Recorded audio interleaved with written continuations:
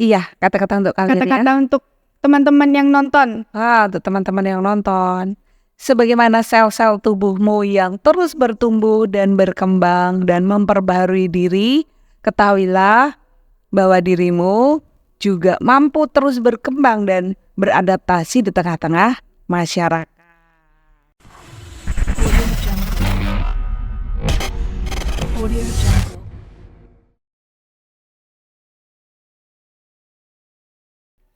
Walaupun Madonna cantik, Marilyn Monroe juga cantik, tetapi bagiku lebih cantik Bu Vero.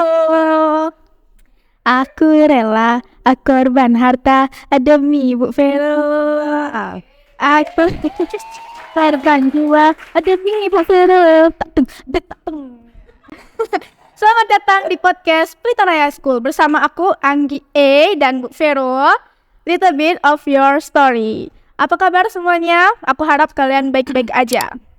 Kali ini aku akan membahas tentang topik yang seru, tapi memang di setiap episode itu kami mempunyai tema yang baru, menarik, dan juga narasumber yang gak kalah jauh menariknya. Seperti sekarang nih, aku berbicara dengan Ibu Vero, memiliki rambut pendek, senyum manis, asik.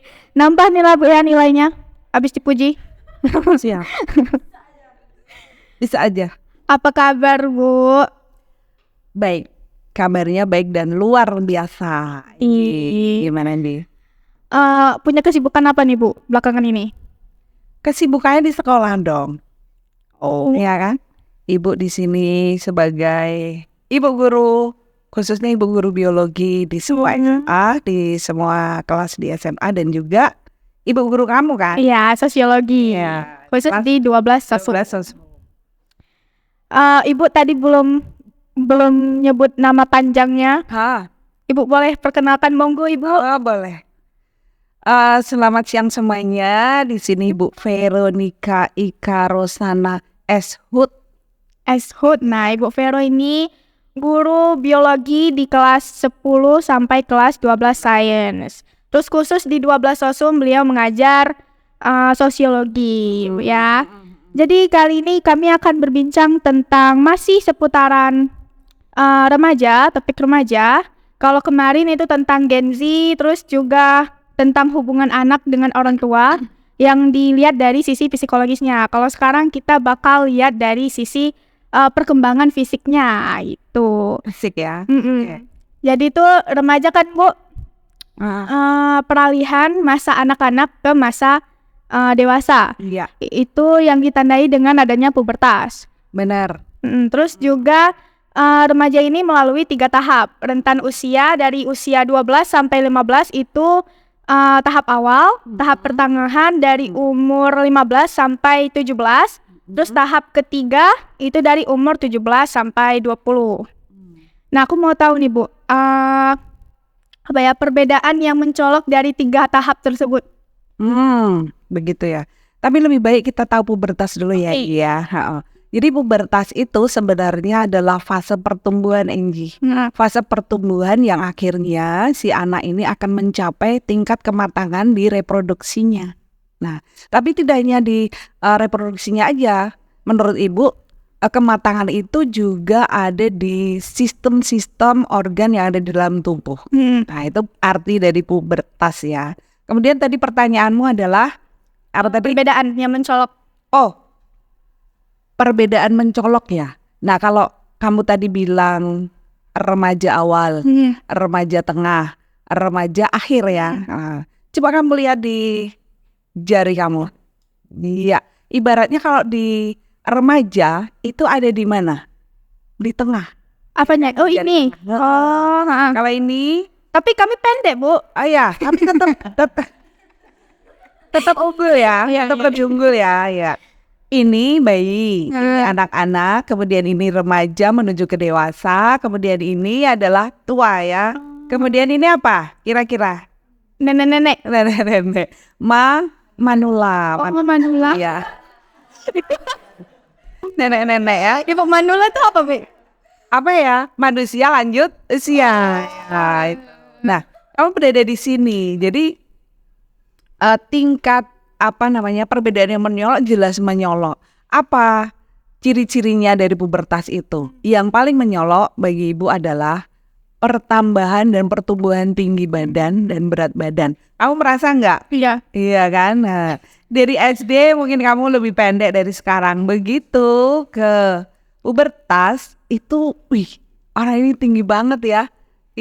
Apalagi nanti kelas 9 SMP, kelas 10 SMA itu akan bertambah gitu, bentuk badannya berubah, ya itu yang perubahan-perubahan mencolok sih. Berarti kalau menstruasi itu termasuk pubertas, Bu? Iya, jadi ini ada ciri-ciri pubertas bagi untuk anak perempuan. Yang pertama pastinya mendapatkan fase yang namanya menstruasi, ya.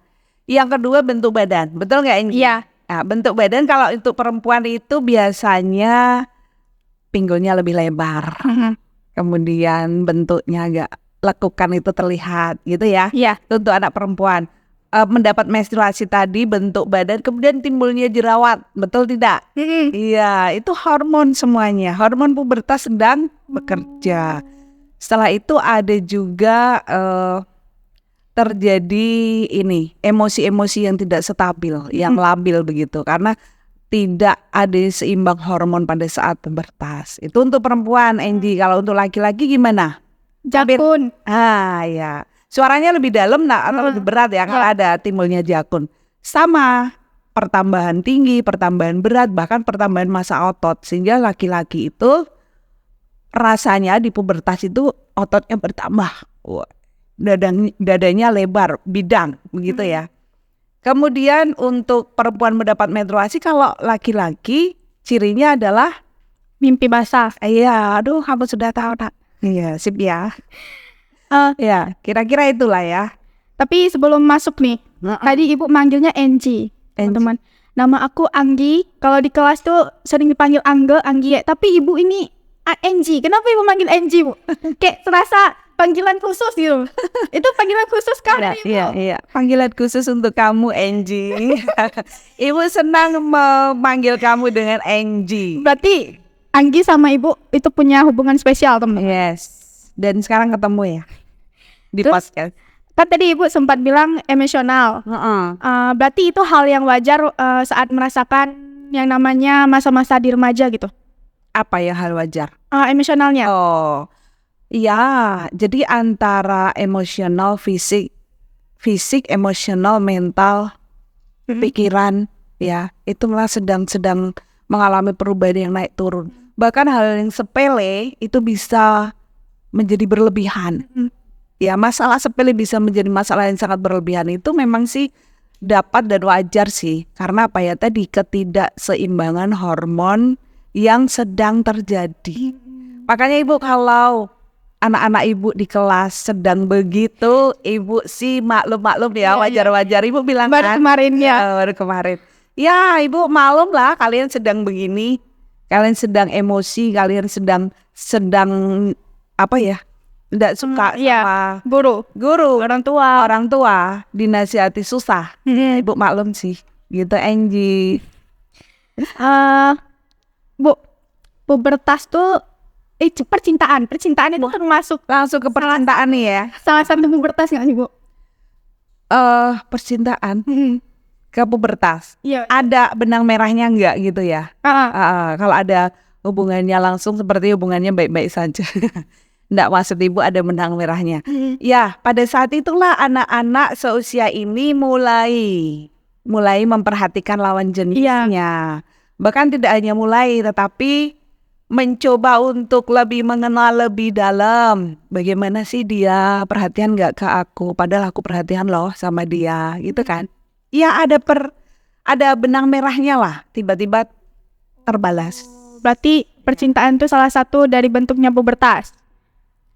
Ada hubungan yang tidak langsung menurut ibu. Karena apa? Pubertas itu mulai kamu menyelami lawan jenis atau mendalami, mengenal lebih dalam, sehingga di situ tumbuh benih-benih cinta bisa jadi, gitu loh. Tapi aku punya kawan nih kan, Bu. Dia dari SD nggak pernah merasakan namanya cinta monyet. Kan tadi katanya itu apa namanya, segaris merah gitu sama pubertas kan. Iya. Apakah hal tersebut termasuk membuat pubertasnya lambat atau enggak gitu? Oh, itu oke.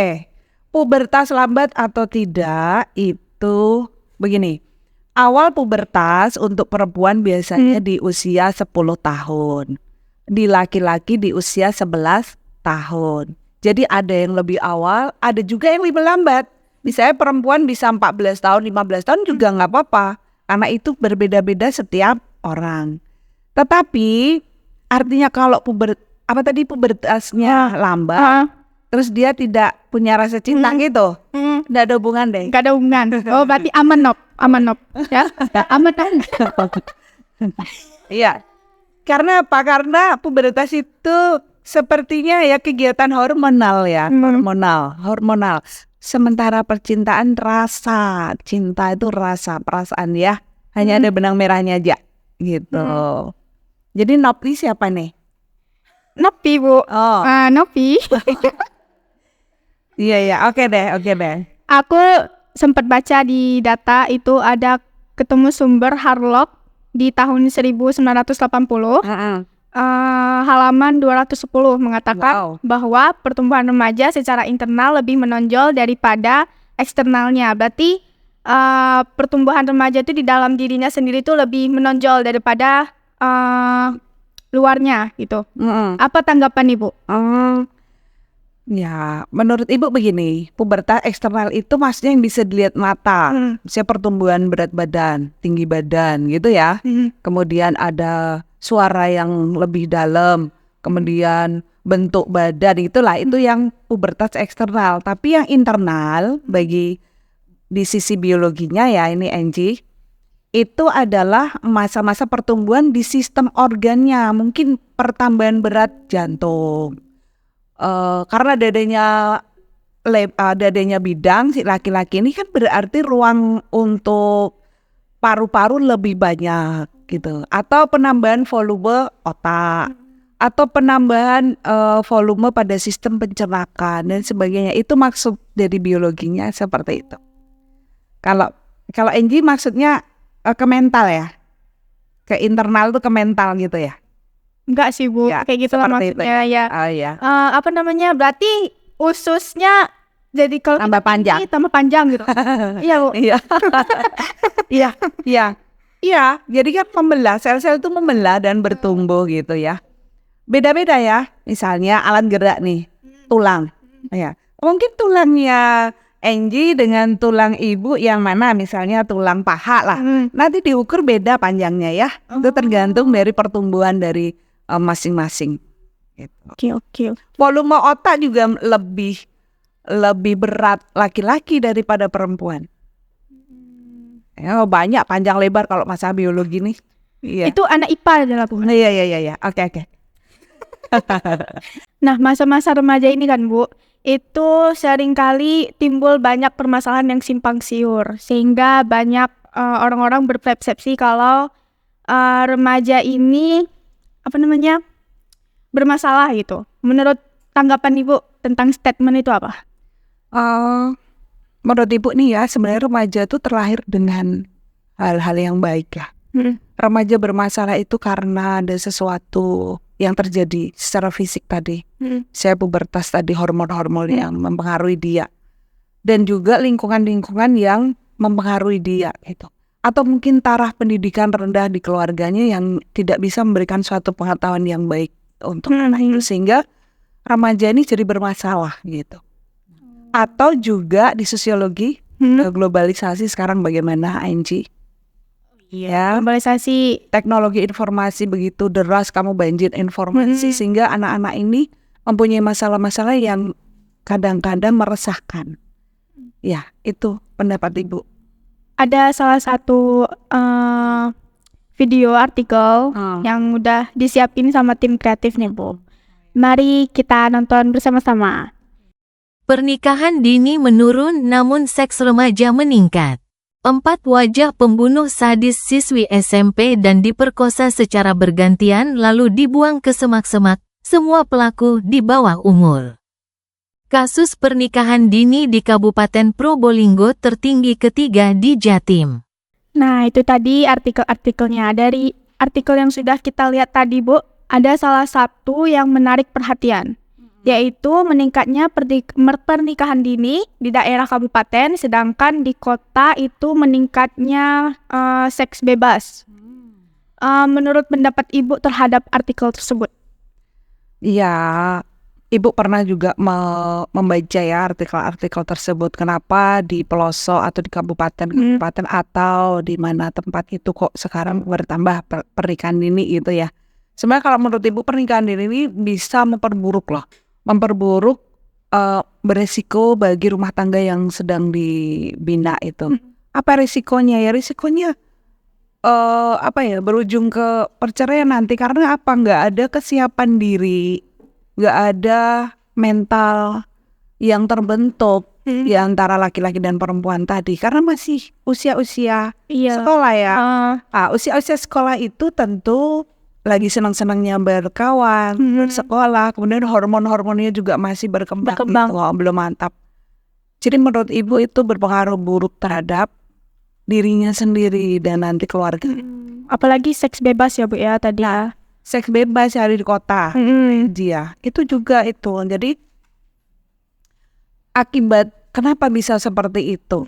Anak-anak pubertas tidak ada kontrol diri, tidak ada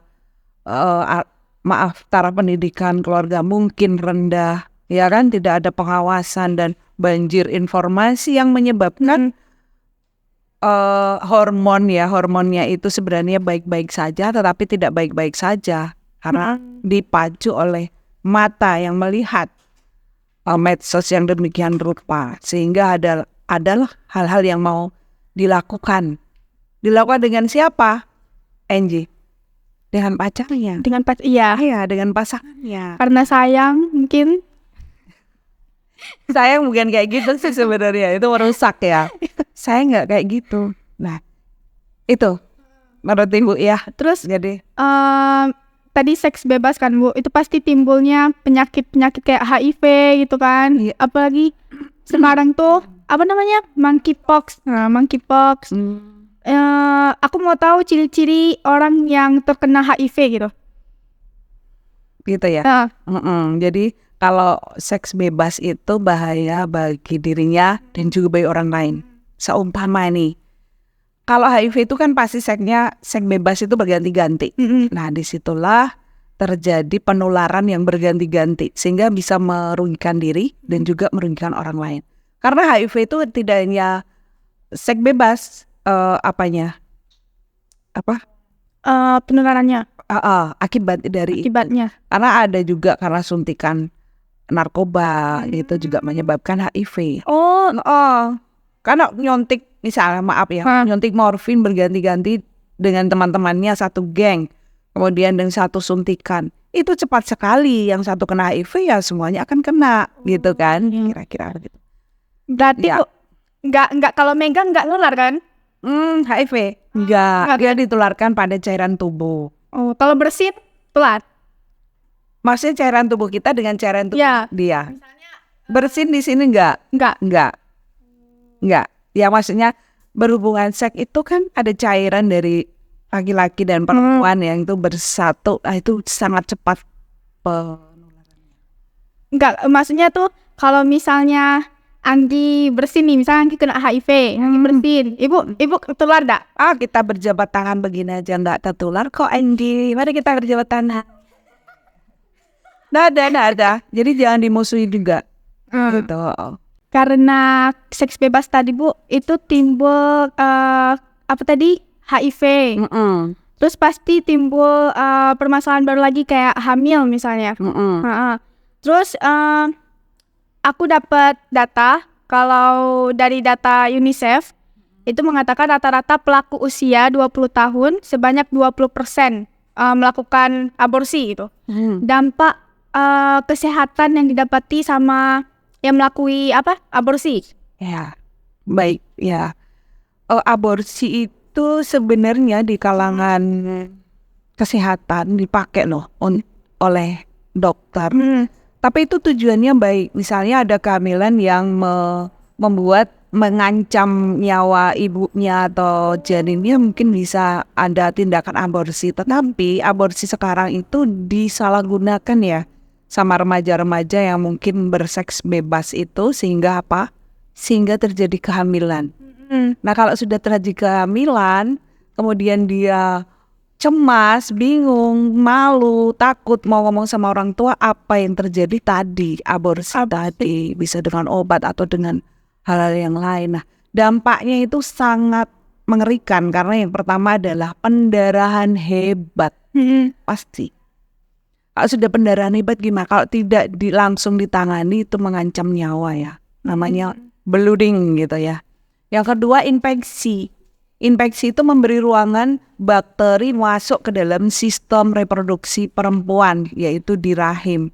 Kalau sudah infeksi didiamkan saja, bisa sepsis namanya. Sepsis itu adalah lanjutan dari infeksi.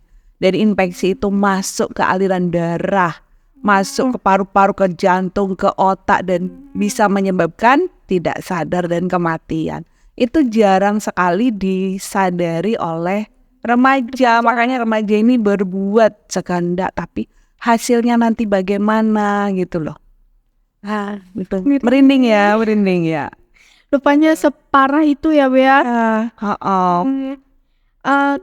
Terus bukan ini remaja tuh yang kayak tadi permasalahan seks bebas gitu. Apakah memang ada hormon yang kayak mendukung gairah seks gitu di mata remaja? Ada loh, ada hormon laki-laki namanya testosteron.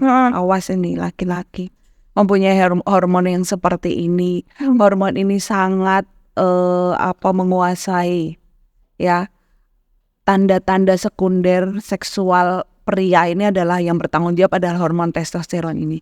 Kalau laki-laki itu tidak bisa menguasai testosteron atau hormonnya, bahaya. Bisa terjadi seperti itu, pemerkosaan dan sebagainya.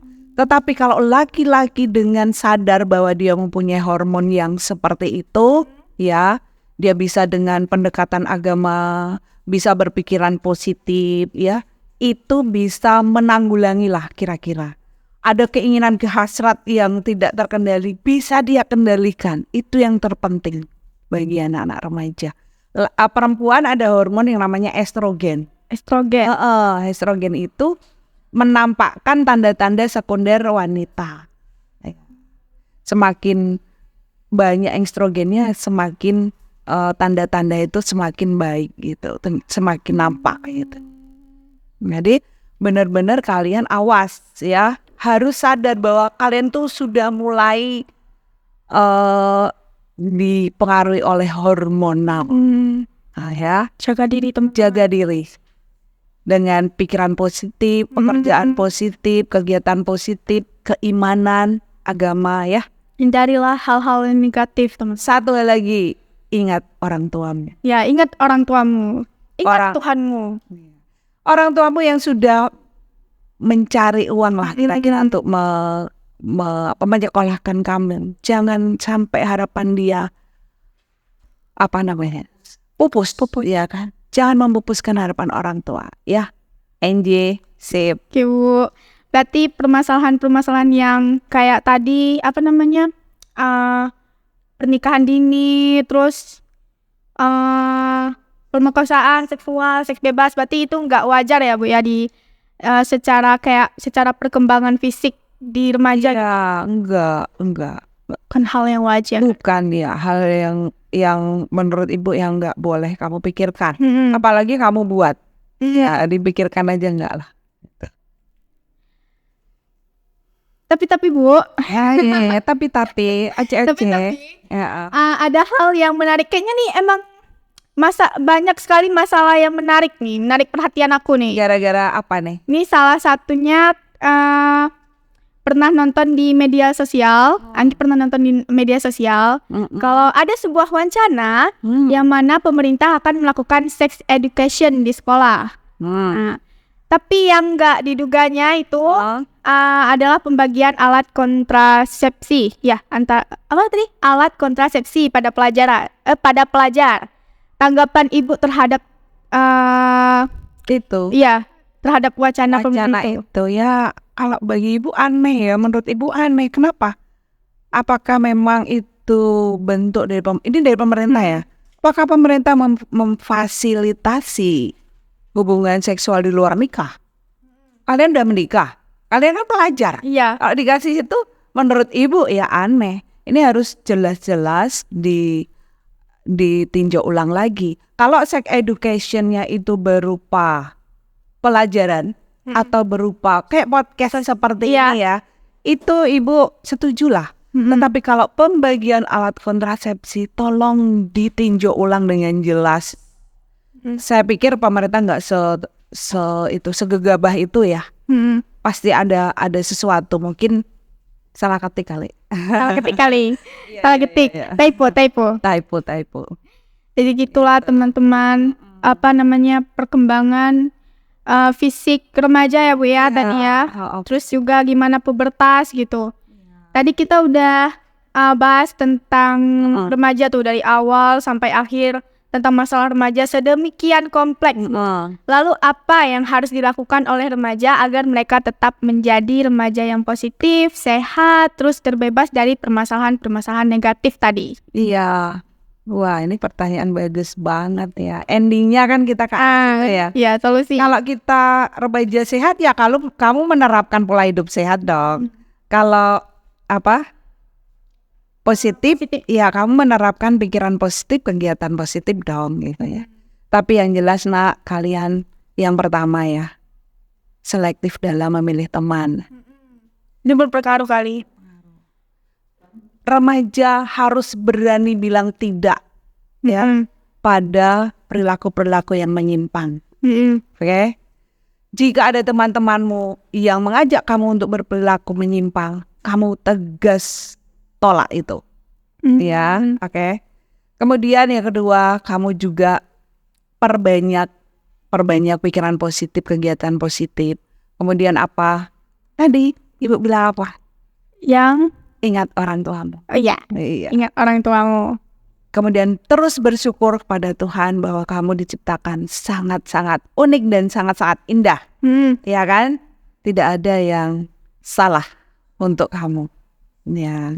Kalau tadi tentang solusi untuk remaja nih Bu, untuk peran lingkungan yang di sekitar remaja, seperti orang tua, pemerintah atau lingkungan sekolah yang harus dilakuin agar remaja tetap positif, terus juga sehat, pokoknya tetap dijaga gitu Bu, solusinya. Iya. Jadi memang kita ini makhluk sosial ya Angie, yang tidak bisa hidup sendiri. Remaja hidup di lingkungan rumah, ada orang tua di sana. Orang tuamu pasti mendukung kamu yang baik, pasti. Tidak ada orang tua yang ingin kamu masuk ke lubang bahaya atau apa itu ya. Kemudian kalau kamu di sekolah, kamu ketemu dengan guru-guru. Guru-guru juga pastinya akan membawa kamu ke hal yang sangat baik gitu. Mereka akan memberikan contoh-contoh, kemudian nasihat-nasihat yang perlu remaja pakai gitu ya. Kemudian peraturan pemerintah juga ibu harapkan juga bisa sex education itu direncanakan dan dilaksanakan. Artinya ada kurikulum untuk sex education, kemudian ada mengundang mungkin dokter atau apa ya di podcast menyangkut reproduksi remaja. Gitu. Kemudian apalagi lingkungan sekolah, teman sebaya tentu kita akan bergaul kan dengan teman-teman sebaya. Yang jelas ada teman-teman sebaya yang sering nongkrong rokok ataupun ngedrug gitu, kamu tegas menolak mereka ya. Jadi selektif dalam memilih teman gitu. Sehingga mudah-mudahan kamu lancar di SMA ini dan lulus. Bentar lagi ya. 8 bulan lagi. Yes. Ibu nanti kalau Anggi lulus kangen enggak? Oh ya Anggi, ibu pasti kangen lah. Ibu guru, bapak ibu guru di sini pasti kangen dengan kalian yang kelas 12 mau lulus ini ya. Tetapi ibu lebih cinta kalau kamu besok lulus keluar dari Pelita Raya. Maksudnya bukan keluar apa ya. Ya. Nanti kamu bisa mengembangkan diri di mahasiswa nanti ya Enggi. Pasti kangen Enggi ya, nanti kalau ketemu sama ibu jangan lupa menyapa. Pasti dong Bu, gak mungkin Anggi lupa sama ibu. Nanti kalau ketemu nanti kita cium-ciuman nih Bu. Iya betul. Kis-kis ya. Kami punya hubungan khusus sama Ibu Vero. Iya betul. Berarti teman-teman, remaja itu unik dari sisi perubahan fisiknya, mentalnya, dan juga kognitifnya. Dengan lingkungan yang baik akan mendukung remaja dalam mengatasi segudang permasalahan. Dan berani untuk berkata tidak dengan pengaruh perilaku yang menimpa. Kata-katanya Bu, Iya kata-kata untuk kalian ya. kata-kata untuk teman-teman yang nonton. Untuk teman-teman yang nonton. Sebagaimana sel-sel tubuhmu yang terus bertumbuh dan berkembang dan memperbaharui diri, ketahuilah bahwa dirimu juga mampu terus berkembang dan beradaptasi di tengah-tengah masyarakat. Aku juga ada nih. Hidup adalah tentang membuat pilihan. Pilihlah jalan yang benar meskipun itu berjalan sendirian untuk sementara waktu. Kebaikan dan kesuksesan akan selalu menemukanmu. Paham teman-teman? Makasih Bu. Makasih udah sempetin datang ke sini berbicara dengan Anggi Bu. Aman kita.